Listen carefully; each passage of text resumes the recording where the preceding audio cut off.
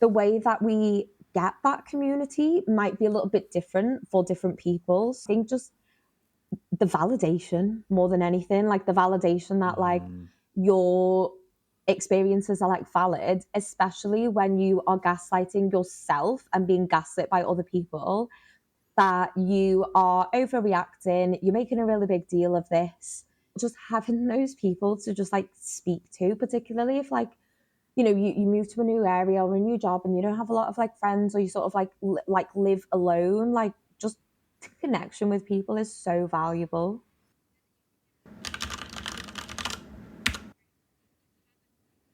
Hey, Parul, welcome to the Bug Mind, the series where we dive deep into the mind of the developers.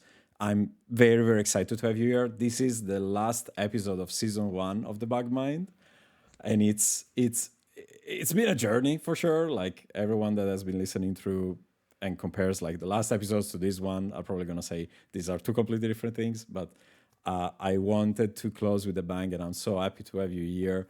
We're gonna dive into how we met a bit further down the road, but let's start from the simple things. Can you introduce yourself? Tell people what do you do in tech? Hi, thank you so much for having me. And it is genuinely an honour to be doing the last episode of this year. I've listened to some of your previous episodes and they're absolutely amazing. So my name is Parul and I am the founder of Parallel Minds Neurodiversity Consultancy.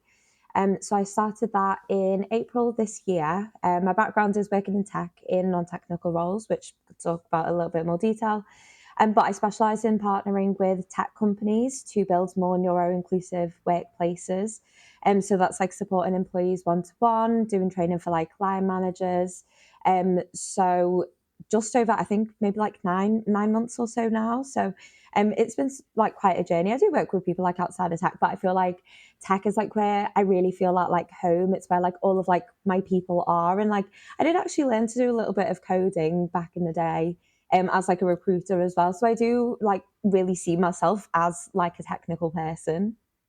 Yeah, and I mean, you were at OgCamp. This is how we met at this Yeah, awesome Manchester conference about open source. You were doing an awesome talk thank where you. you were kind of spoiling the talk here, but basically you were showing off a world where the neurodivergent people were the majority. And I think that was such an interesting concept to talk about mental health. And, you know, I think already people that have heard your introduction are like, okay, this person is an interesting person when it comes to mental health in tech. So I really want to dive into a lot of topics with you, but Mm, let's start with the question I always ask everyone, mm. which is like, how did you first become aware of your own mental health? So I think where it all started, and this might be similar for quite a lot of people, is when you're in education. So as somebody who excelled academically without trying in school, getting to like university and being like, oh my God, this is like a million times harder.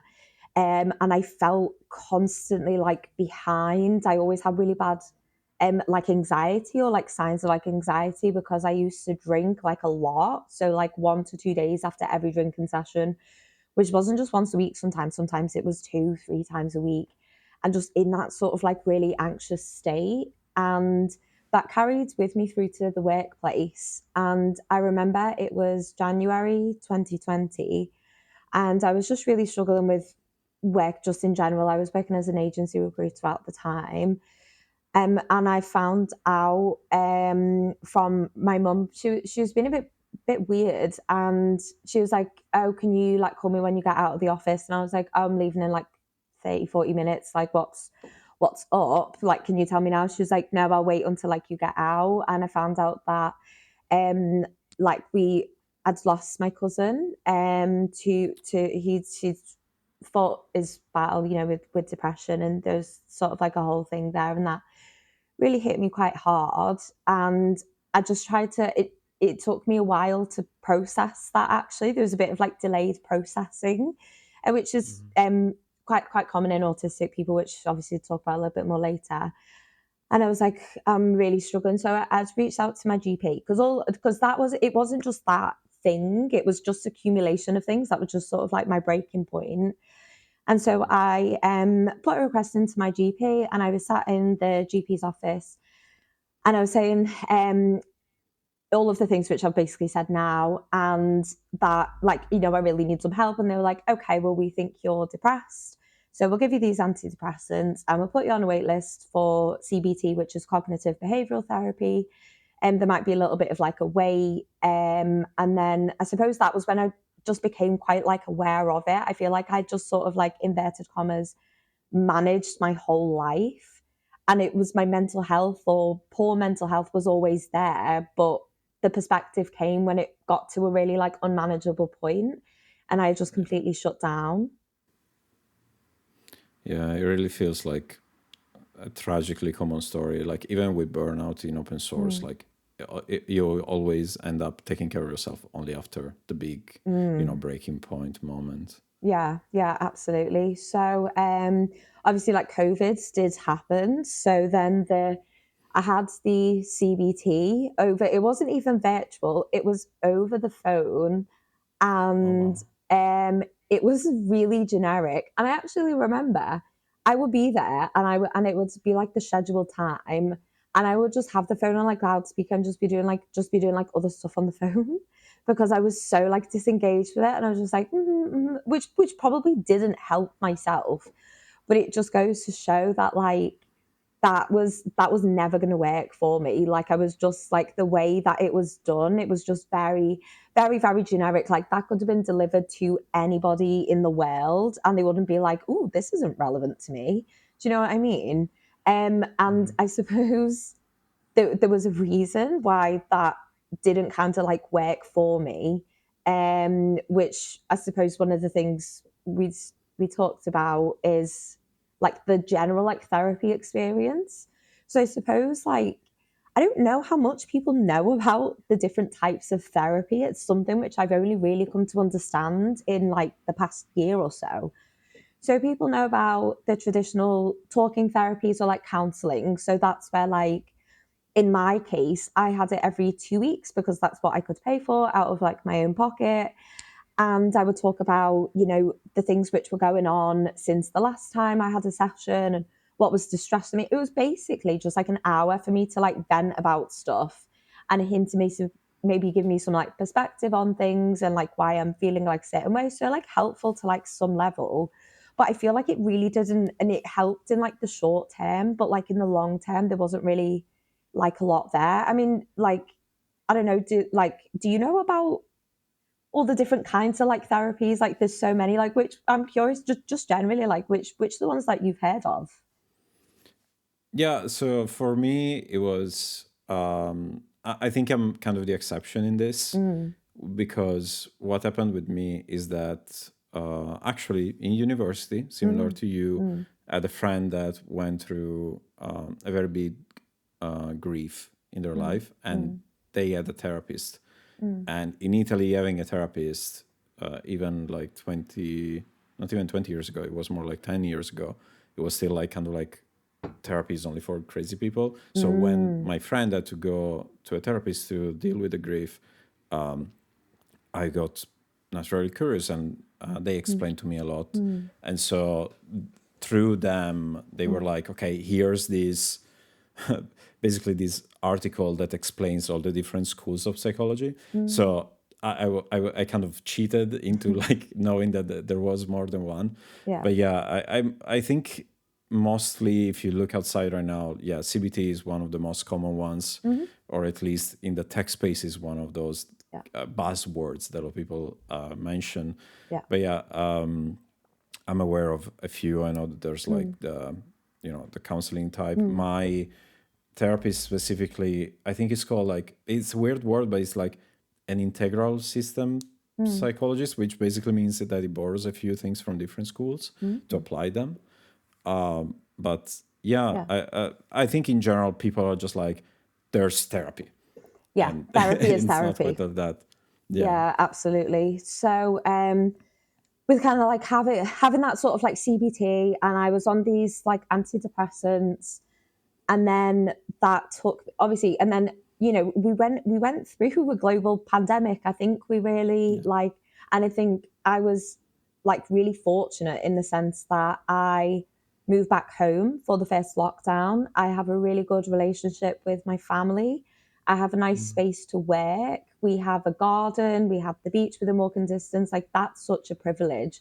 And I really, really appreciate that. So, like, I'm only imagining the people who were stuck in small apartments, maybe with a lot of people's relationships like broke down, like there's so many, like they didn't have access to like nice outdoor space, all of those sorts of things. So if I'm like, if I struggle that much, like I can only imagine how it was for like other people.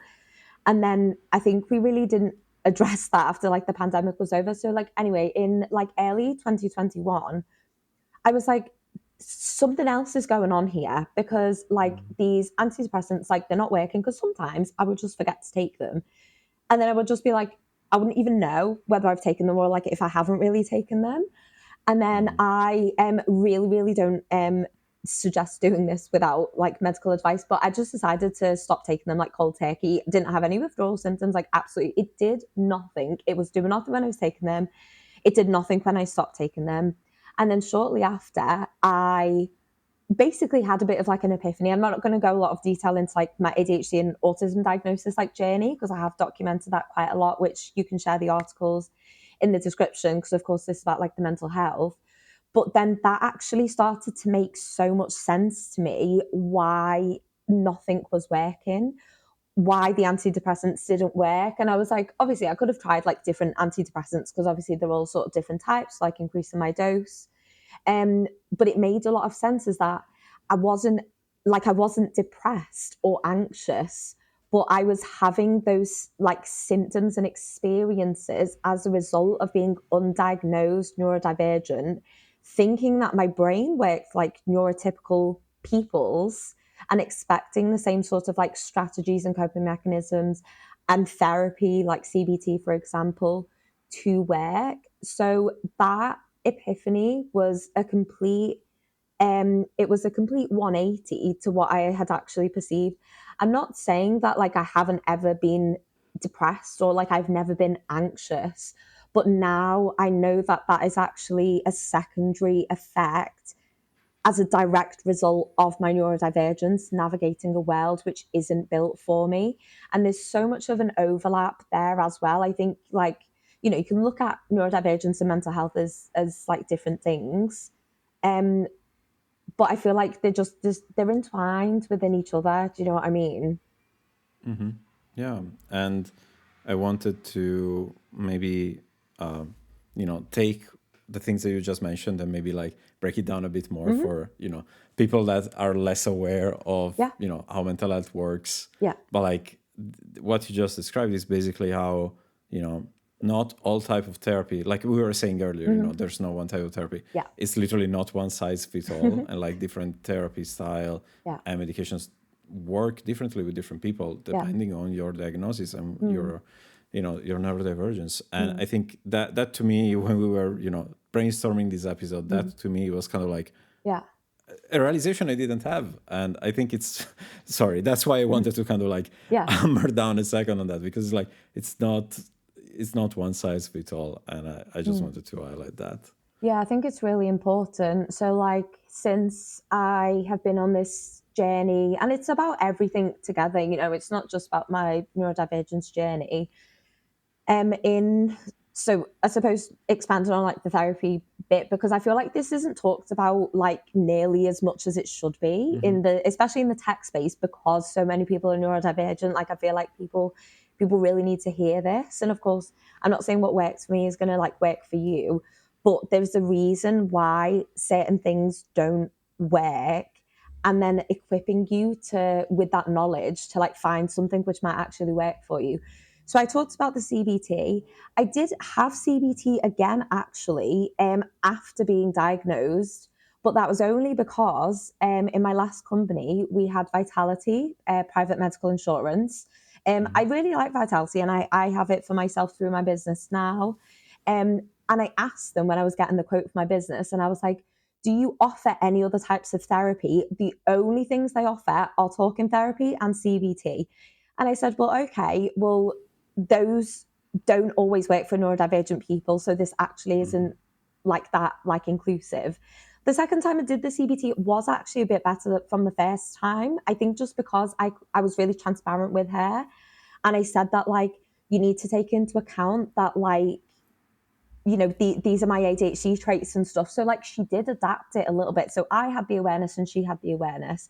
And also I think because she was just really good at like what like she did. And she said, if you want reminders for like your little worksheets and stuff, I can do that. I was like, perfect.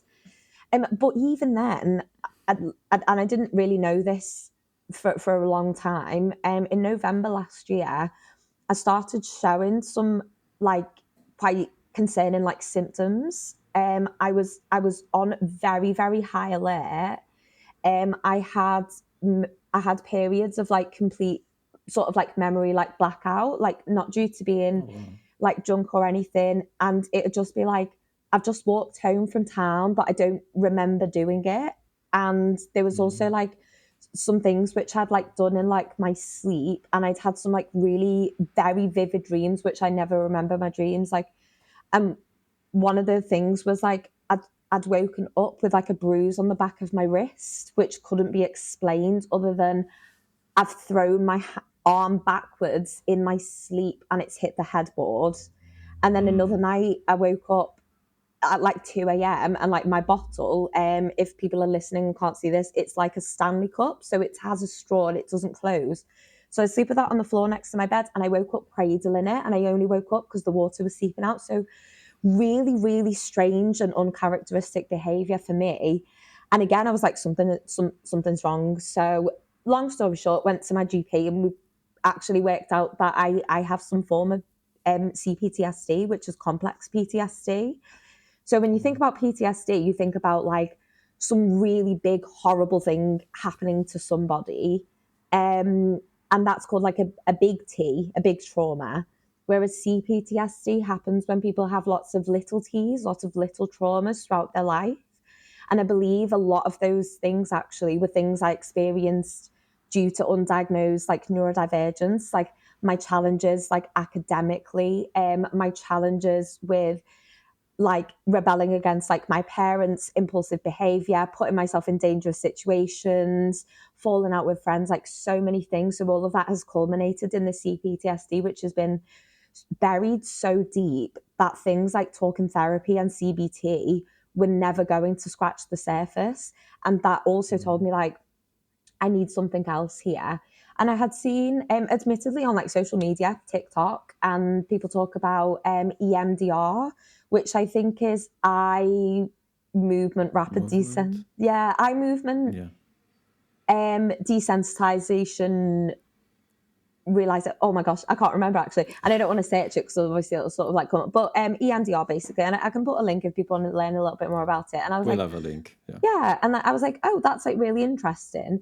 So then when I was talking to my GP and they were like, yeah, we can look into this, I said very specifically, I said, I don't want CBT, because the problem with CBT as well is that it's based around the concept of understanding your thoughts and then actively challenge them. So you have to recognize what your thoughts are, tell yourself that these aren't real, and then convince yourself that it's like something else. And actually, for some neurodivergent people, particularly autistic people, that can be really, really damaging, because what you're trying to do is telling people that, like, the way that you think and process the world around you, that's not real, that's not valid, and you should think another way. That to me is basically trying to make neurodivergent people neurotypical, which is extremely Mm. harmful and, to be honest, probably impossible in like some cases. So that's why, like, Mm. now understanding that, I said clearly to my GP, I was like, please do not put me in for any sort of CBT. It doesn't matter how long I have to wait for the EMDR, or if you have any alternative ones, please do that. And I'm actually coming to the end of the EMDR. Oh, sorry. I feel like I should probably explain sort of like what I do. So like we do what's called like reprocessing. So you like identify some of the more traumatic like experiences. And because I have such poor memory of a lot of those things, it actually helps you basically uncover some of those things, and you remember Yeah. stuff that you didn't know that you knew. and you do it by either moving your eyes from like left to right in like a rhythmic motion, or you can tap your shoulders, so left right, and they'll tell you the pace. Oh my goodness, like it's been really hard because it's resurfaced some very difficult things for me to think about, but it's just been really, really good for me. There is also a book if you want to learn more about this sort of stuff, which is the Autistic Survival Guide to Therapy, and I've been listening to it on Spotify books, so it's actually included in my premium subscription. I think it's on Audible.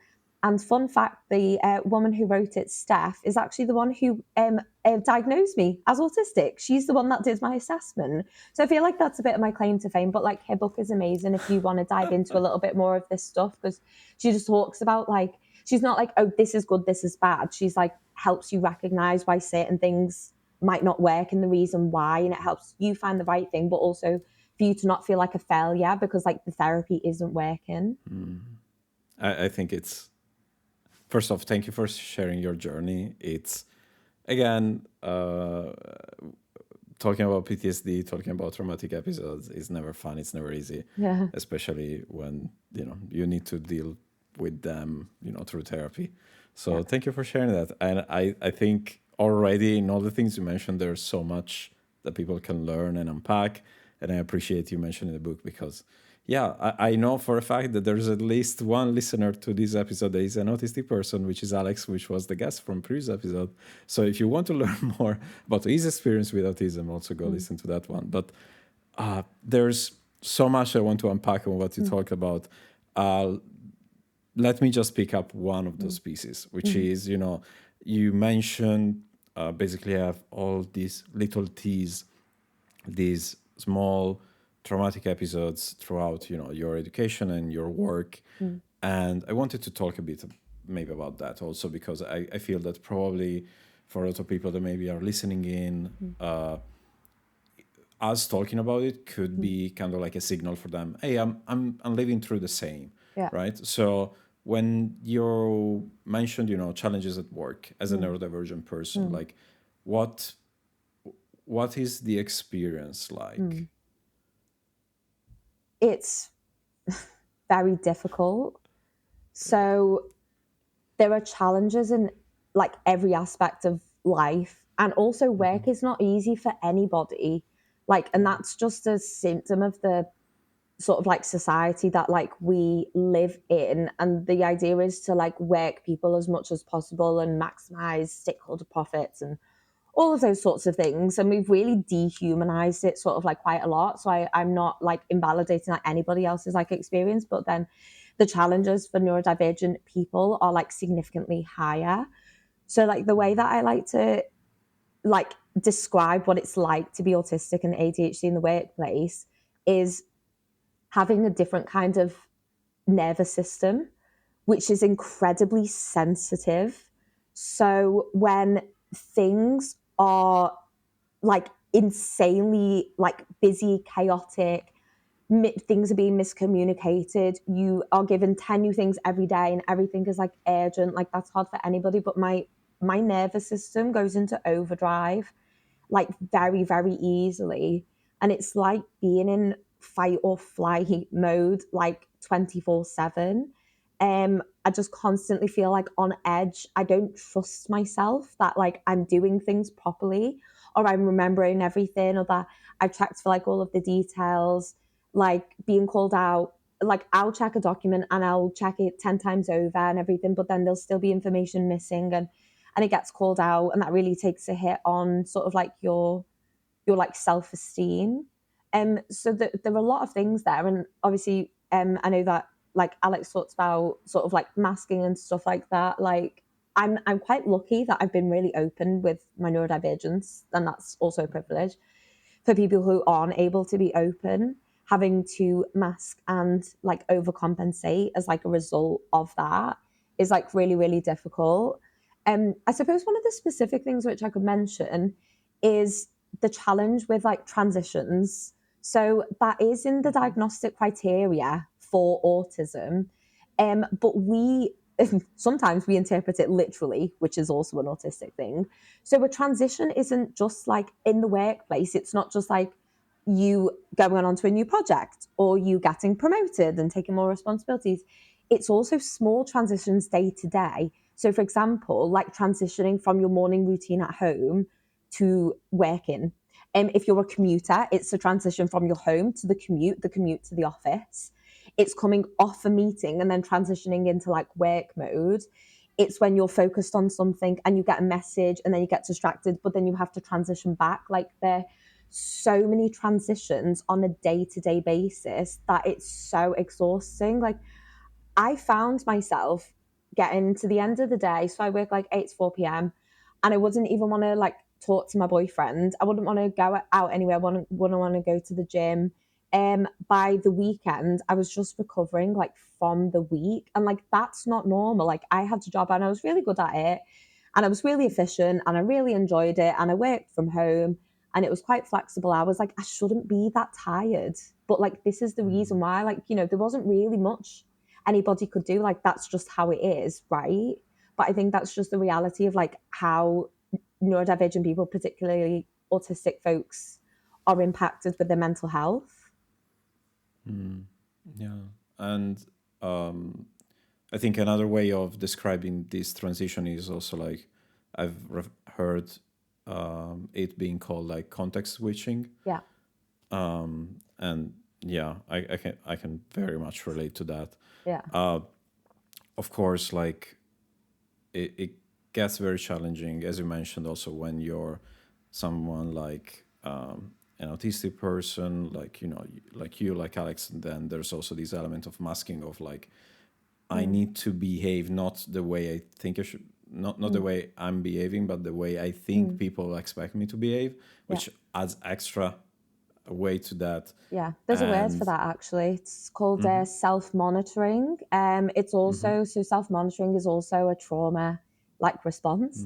So this is why sometimes like they might get misdiagnosed as one or the other, or like you have both like anyway.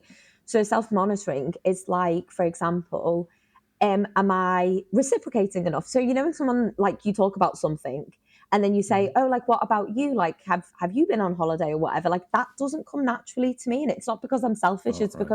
because like my way of communicating is a little bit different. Or it's like, how was my tone there? Am I making enough eye contact? Am I making too much eye contact? Am I over communicating? Am I under communicating? And it's that constant paranoia, self-monitoring. Am I doing this right? And everybody does that to like an extent, especially if you're in like a high stakes environment, like you're doing like a board meeting or something. But like this is constant, and we're doing it in situations where like the self-monitoring like really shouldn't be necessary. But that comes from a place of like being reprimanded just for your traits. And particularly for women, it's the good girl conditioning, is that don't talk too much, you're being too bossy, you're a control freak, you don't give space or space for like anybody else and all of those sorts of things. So then when you've got that like drilled into your head, then that's what people are doing constantly, and self-monitoring is like really exhausting. So of course you're getting to the end of the day and you're exhausted. Of course you're constantly in a cycle of burnout because this is why. And I feel like people don't realize how much we actually do it on like a regular basis. Yeah, and absolutely, that's where I wanted to go, and like talking about the fact that these can lead people to burnout. Yeah. And I think there's even like autistic burnout is defined in its own way from like the standard workplace burnout definition. And I don't know, we were discussing a bit about autistic burnout. I think it was something that I was talking about with Alex as well. Is there any like when it comes to autistic burnout, is there any suggestion or recommendation that you would be able to give other people that are living through that, or like tips or tricks for maybe making life a bit less hard for them, especially when it comes to the workplace? Yeah, absolutely. I would say because the like autistic ADHD burnout is quite different from normal burnout. So the reasons why it happens are different. And then also like how you actually like, I don't know, I would say maybe like overcome it, but like does anybody really completely like overcome it, but sort of like look after it. One example which stands out to me like particularly, and people say it with good intentions and they mean well, but when when I say that I'm overwhelmed and I'm burnt out, people are like, oh, just do less, just take time off, or just do nothing and just like clear your diary. As an ADHD, I can't actually think of anything worse. I'm basically like an energy vampire. So like I get my energy from other people and like interacting with people. So for example, like this has been such a nice conversation, and though it's getting to 4 p.m. and I'm usually quite tired, I actually feel really energized. I feel more energized now than I did before. So you have to, I suppose, understand like where do you get your energy from? Like are you dopamine deprived basically? So ADHD people have a, I talked about autism being like a different sort of nervous system. From an ADHD perspective, we have an interest based nervous system. So we're driven by like novelty and dopamine and like interest. So if you're not getting enough of that, that's potentially like a contributor to like burnout. So maybe you don't need to do less. Maybe you need to do like different, and the things which actually give you like energy, which might look completely counterproductive to people because you actually might be spending more inverted commas time on things, but those are stuff that sort of like recharge your battery and give you some of that like healthy dopamine which you need. So don't take advice from people whose brains are wired differently, because there's a good chance that's not going to work for you. So similar to what we were saying earlier, about therapy is not one size fits all. Also, like Yeah. recovery from burnout is not one size fits all, Yeah. So especially if it, you're neurodivergent. and I think that just really relates to quite a lot of stuff for neurodivergent people who are just really struggling with their mental health and like their personal life and their professional life and everything, is that I made the mistake of not trying to understand my brain. For the first 6 months after my diagnosis, I actually solely relied on medication. And that was the most burnt out I've ever been in my life. And that was post diagnosis.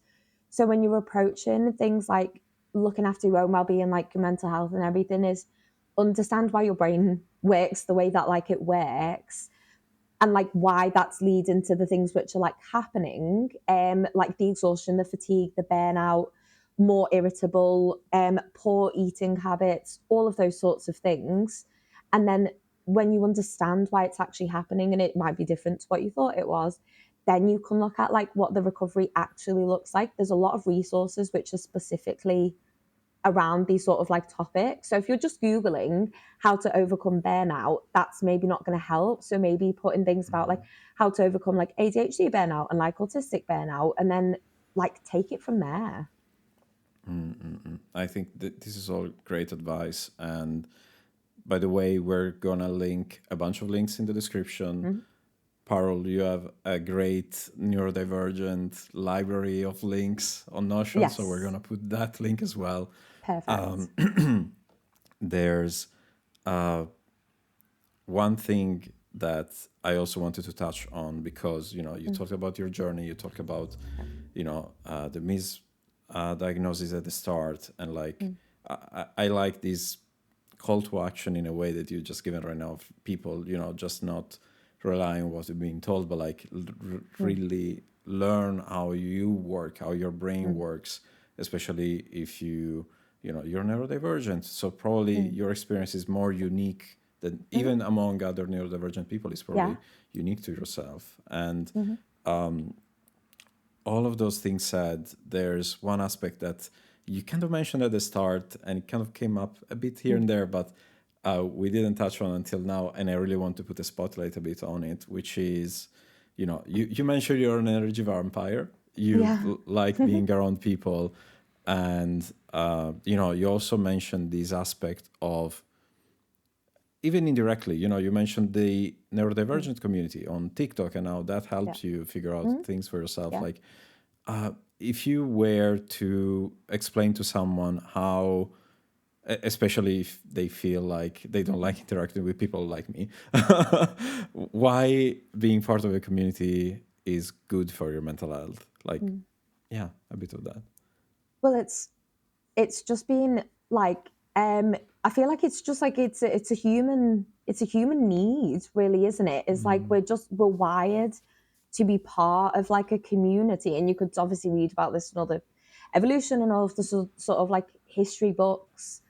The way that we get that community might be a little bit different for different people. So, like for example, I said I'm an energy vampire and I like to socialize with people, but then my social battery does drain like quite quickly, so I can't do like lots of in-person things. So sometimes more like online meetups or sort of like online like spaces. But I think just the validation more than anything, like the validation that like your experiences are like valid, especially when you are gaslighting yourself and being gaslit by other people, that you are overreacting, you're making a really big deal of this.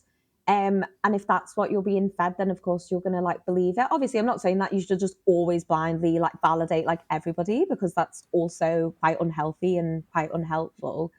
But just having those people to just like speak to, particularly if like you move to a new area or a new job and you don't have a lot of like friends, or you sort of like like live alone, like just connection with people is so valuable. Yeah, and I totally feel you.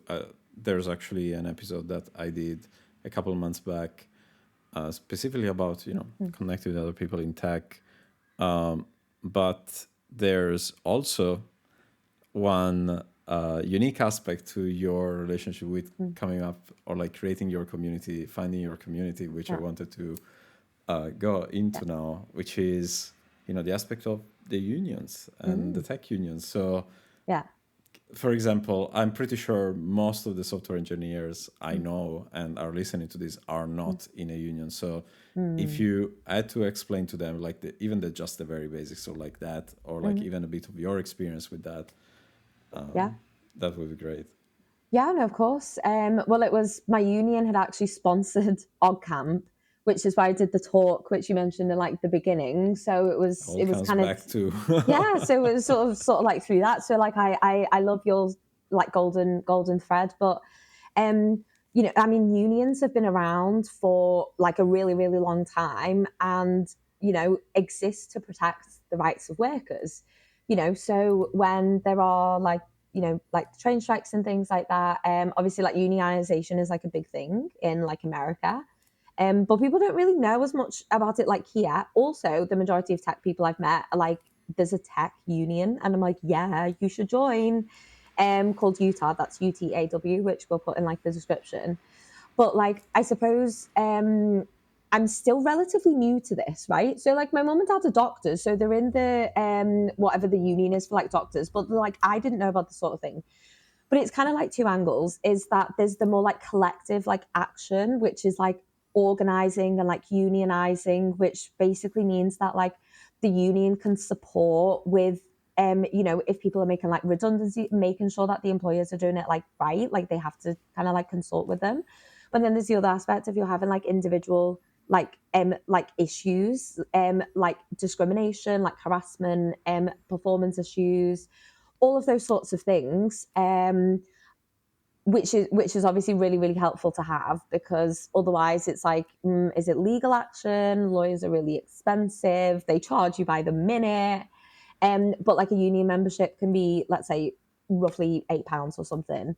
And what I would say is that people always regret not joining earlier, because my union has, and most unions do have this, by the way, is like you have to have been a member for a certain period of weeks, like 6 or 8 weeks, before issues start to happen, to be eligible for support, because otherwise we wouldn't be able to manage it. Do you know what I mean?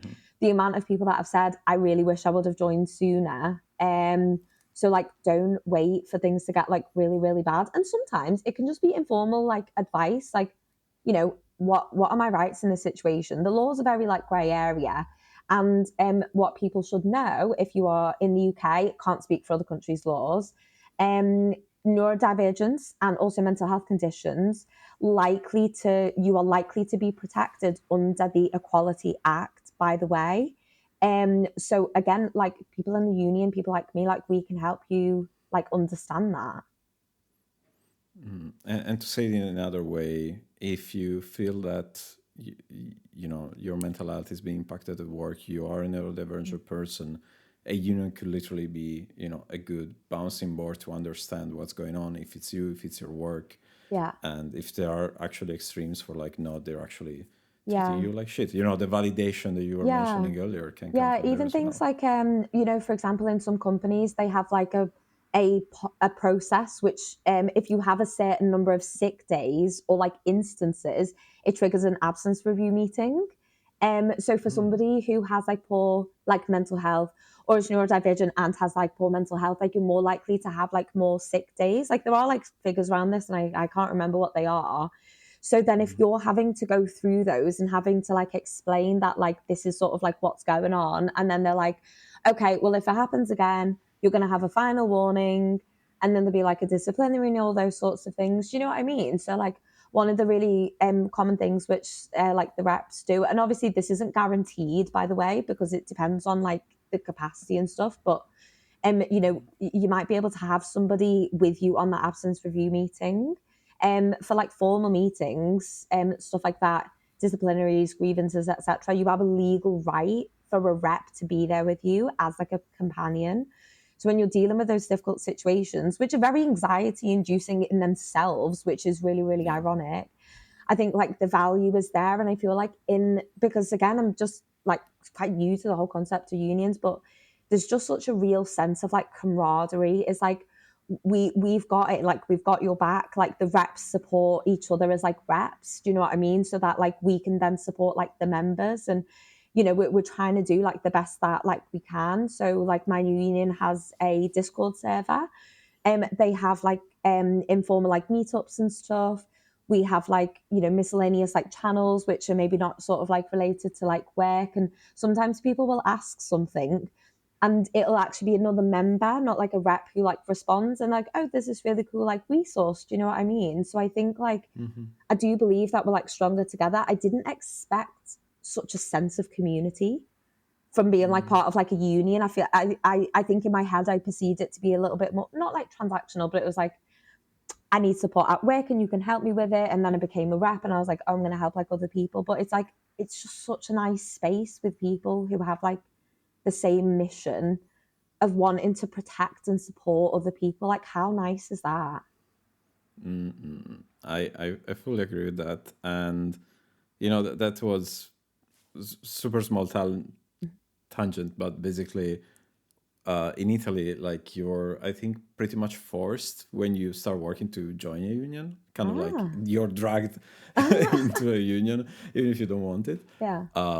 And it's the public perception, the cultural, historical aspects of being in a union is very different compared to the UK, to the America, to the tech space. So when I saw the session about it at Camp, I was like, this is very interesting stuff. And the things that you just mentioned of like, you need to be here are the things that you can get out of it, but you need to be in it for 6-8 weeks or whatever amount it is. Yeah. I think maybe this will convince some people are like, oh, maybe I should do it now because it's the holidays, it's the right time to think about what's going on in your career. Yeah. So I would say that's like great. tech has also been like, we know the economy's just been like really volatile, and especially with tech and like the redundancies and things like that. And like Yeah. you never no nobody who's been impacted by those sorts of things, being made redundant, being fired, being quiet fired, all the whatever terms there are, like none of those people thought it was going to be them, otherwise they would have jumped ship sooner. So like you never think it'll be you, and you never think it's going to happen like in that time. Like I know somebody who was told that, given a heads up that she was going to be made redundant, then told by somebody else, like, you have my word, you're not going to be made redundant, and then was made redundant like a few months later. And it just felt like such a, she'd been with the company for a long time, and it was just it felt like such a betrayal, because this director was like, your cat, I can tell you, hand on heart, you have my word, you're not being made redundant. So of course, if you can afford it, and I think don't sort of kind of hold me to this, but I think some unions do have like a means based like membership, so depending on like your earnings, so if you work part-time or if you're on like a lower income, But it is quite affordable. So if you don't see that, like, you can definitely like speak to them about it, and just think like, for example, like we help people get settlement agreements. So a tribunal process takes like a really, really long time. It takes years. The company could liquidate during that time. So you might see it right through to the end and then get absolutely nothing. So again, like if you're in a situation, and I've helped like numerous people since becoming a rep with their settlement agreements and stuff. It's very difficult to navigate on your own because there's a lot of jargon. You don't really know. I'm also just a really good negotiator. Like I used to be like a recruiter, I negotiated people's salaries, client terms, all that kind of stuff. So like people can help you, with all the things the software make engineers are sure not that good like at. there's no guarantee, obviously, but like trying to make sure that like you're getting paid fairly, because with a settlement, like you're signing away your legal rights, you're helping them avoid public and expensive litigation. So obviously it's sort of like a good thing. So if there's one thing that you take from this, like just please join a union. It's great for your support at work, even if it's not really, really like a critical like breaking point. But then also if it does get to that point, then you also sort of like have like the support. It's nice to feel like validated as well when you're like, I don't know if like my manager said this and it's just not sitting right with me. And then we're like, that's really inappropriate. Do you know what I mean? Yeah. Sometimes you really need to, get validation from someone else. And I think this has been an absolutely lovely conversation talking about validation. I hope it was for you as well. Absolutely. Yeah, no, I've genuinely really enjoyed it. Awesome. And before we close it off, I want to pick up one word from earlier that you mentioned, which is Discord, because I know that yesterday you had a very big announcement that I wanted to make sure to mention it here at the end for the true listeners, because I think they will be very happy to hear this. Yeah. So do you want to tell them a bit about that? So yesterday, I publicly launched my Discord community called Neurodivergent Techies. And it's exactly what it says on the tin. So anybody who works in tech, and that's a really broad term. So maybe you're a uni grad, maybe you just finished a boot camp, maybe you're changing careers into tech. You don't need to work in a specifically like technical role. So like super broad. You can always ask me if you're not sure. And anybody who identifies as neurodivergent, so that does include like mental health conditions. You don't need a medical diagnosis. We don't ask for any evidence or for you to tell us what your particular flavour of neurodivergence is. We launched it yesterday and it's just been absolutely amazing. Like people have been so engaged. They're sharing resources, like they're asking for advice. We've got mostly people in like the UK.